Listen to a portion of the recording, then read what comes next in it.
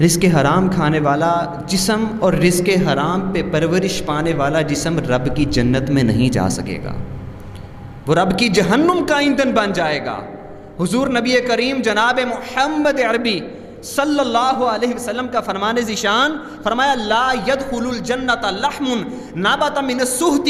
کہ وہ جسم، وہ بدن جو حرام کے رزق سے پرورش پانے والا، وہ رب کی جنت میں داخل نہیں ہو سکتا۔ رزق حرام سے پرورش پانے والا جسم رب کی جہنم کا ایندھن بن جائے گا۔ اللہ تعالی ہم سب کو محفوظ فرمائے۔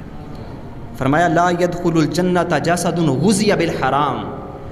کہ جس جسم کی پرورش ہی، جو جسم پروان چڑھا ہے رزق حرام کے لقموں پہ، رزق حرام کھا کے، رزق حرام پہن کے، رزق حرام پی کے، فرمایا وہ بدن، وہ جسم، وہ طاقت، وہ سرمایہ، وہ نیکیاں، وہ رب کی جنت میں داخل نہیں ہو سکتی۔ یہ رزق حرام کے نقصانات ہیں، یہ آخرت کے نقصانات۔ اور دنیا میں جو رزق حرام کھانے والا،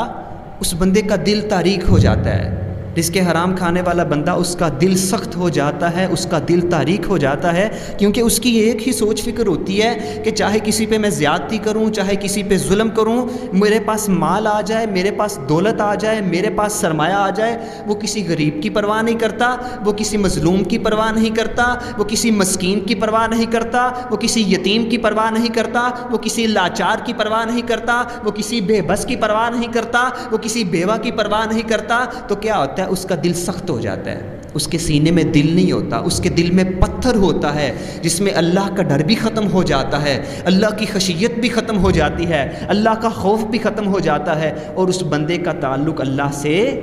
ٹوٹ جاتا ہے۔ رزق حرام انسان کے دل کو سخت کر دیتا ہے، کیونکہ اسے تو رشوت چاہیے، اسے تو سرکاری ادارے میں کام کرنے کے لیے رشوت چاہیے۔ اب وہ جس کا کام ہے چاہے بیوہ ہے لیکن مجھے پرواہ نہیں، مجھے تو رشوت چاہیے۔ وہ چاہے یتیم ہے لیکن مجھے پرواہ نہیں، مجھے پیسے ملیں گے کام کروں گا، نہیں پیسے ملیں گے نہیں کام کروں گا۔ تو رزق حرام نے کیا کر دیا؟ میرے دل کو پتھر کی طرح سخت کر دیا۔ پھر رزق حرام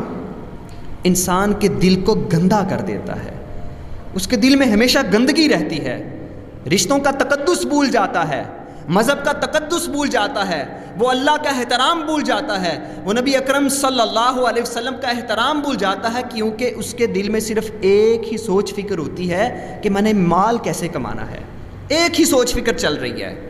اس کے دل میں کسی کا کوئی احترام نہیں ہے، اس کے دل میں کسی کے لیے کوئی تقدس نہیں ہے، رشتوں کی تقدیس، رشتوں کا احترام، انسانیت کا احترام وہ فراموش کر چکا ہوتا ہے۔ اس کے دل میں صرف ایک گندگی ہوتی ہے کہ میں کچھ بھی کر لوں میرا مال بڑھ جائے، کچھ بھی کر لوں میرا سرمایہ بڑھ جائے۔ پھر رزق حرام کھانے والا، اس کا دل مطمئن نہیں ہوتا، اس کا دل پرسکون نہیں ہوتا، کیونکہ اس کے گھر میں جو مال آ رہا ہے وہ دعائیں لے کے نہیں آ رہا، وہ نیک تمنائیں اور نیک خواہشات لے کے نہیں آ رہا، اس کے گھر میں جو مال آ رہا ہے وہ بد دعائیں لے کے آ رہا ہے۔ رزق حرام انسان کے گھر میں بد دعائیں لے کے آ رہا ہے، اور بد دعائیں انسان کو کبھی بھی مطمئن اور پرسکون نہیں رہنے دیتی۔ اگر میں نے کسی کو مجبور کیا ہے، اس نے مجبوری میں آ کے مجھے کچھ پیسے دیے ہیں، تو اس مال کے ساتھ، ان پیسوں کے ساتھ دعا نہیں آئے گی، اس مال اور ان پیسوں کے ساتھ بد دعا آئے گی، اور وہ بد دعا مجھے کبھی بھی چین سے نہیں بیٹھنے دے گی۔ ایک بڑی دلچسپ بات میں آپ کو بتاؤں کہ انسان کے وجود سے، یہاں تک کہ انسان کے خیالات سے ہمیشہ شعاعیں نکلتی رہتی ہیں۔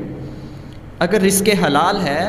میرا رزق پاکیزہ ہے، میرا رزق مقدس ہے، تو وہ شعاعیں بھی پاکیزہ اور مثبت ہوں گی۔ لیکن اگر میرا رزق حرام ہے تو وہ شعاعیں منفی اور گندی ہوں گی۔ تو یاد رکھیے کہ اگر کوئی انسان مجبوری کی حالت میں آپ کو کسی طرح سے پیسے دے رہا ہے، چاہے آپ کی ملاوٹ کی وجہ سے، آپ کی ذخیرہ اندوزی کی وجہ سے،